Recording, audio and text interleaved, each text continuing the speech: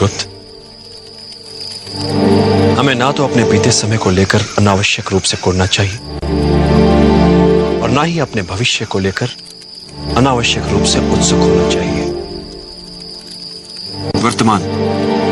वर्तमान सत्य है, उसी पर पूरा ध्यान केंद्रित होना चाहिए। किंतु कैसे? बीते समय से शक्ति बटोरो और सजग होकर गढ़ो अपना वर्तमान। भविष्य अपने आप संवर जाएगा। भविष्य, वर्तमान, आप इन सब की बातें करते हैं ना आचार्य, किंतु मुझे दिखता ही नहीं है मेरा भविष्य। दिखाई देता है तो सिर्फ वर्तमान, जो कचोटता रहता है मुझे।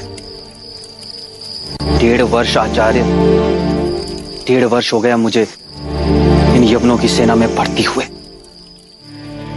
रात दिन सोते जागते हर समय यह भय होता है कि कहीं मैं सचमुच ही तो इन यवनों का दास नहीं बन गया हूं आचार्य। तुम्हें स्मरण होगा चंद्रगुप्त, एक बार मैंने कहा था कि साहस भय के ना होने में नहीं, साहस भय का सामना करने में है।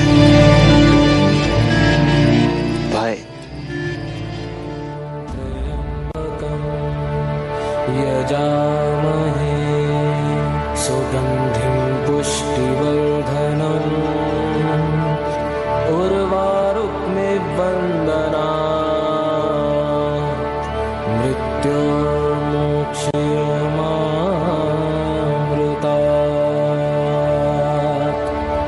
कोई भी समस्या आशा को परास्त नहीं कर सकती।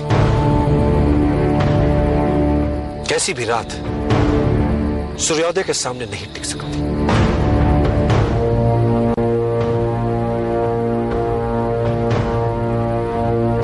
क्या हुआ चंद्रगुप्त?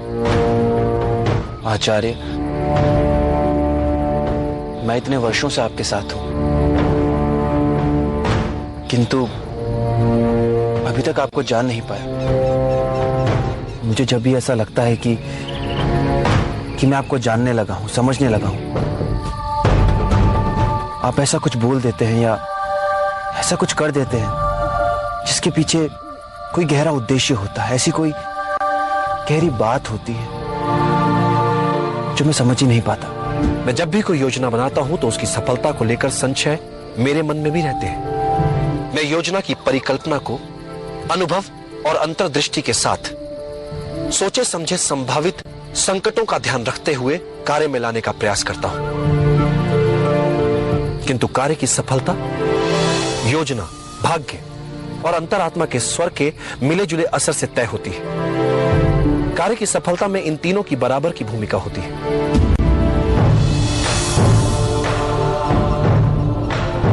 सफलता के लिए अर्जुन की तरह हो पाना उचित रहता है, मात्र लक्ष्य की ओर दृष्टि और कहीं नहीं। करेंगे हम पाटलिपुत्र में प्रवेश। किंतु आचार्य, यदि नगर में प्रवेश करते समय सुरक्षा कर्मियों की दृष्टि हम पर पड़ गई तो? गाड़ी चैतन्य चलाएंगे, स्वर्ण में इन्हें दिखाना और उनसे कहना कि हमें राजमहल जाना है। सब कुछ अपने आप होता चला जाएगा। किंतु आचार्य, यदि हमारी योजना असफल हो गई तो? सृष्टि का नियम, जिस तरह के विचार हम अस्तित्व को संप्रेषित करते हैं, उसी तरह की ऊर्जा अस्तित्व द्वारा हम तक पहुंचती है। याद रहे, विचारों का सकारात्मक होना अनिवार्य है, तभी राह सरल और सुगम होती चली जाती है।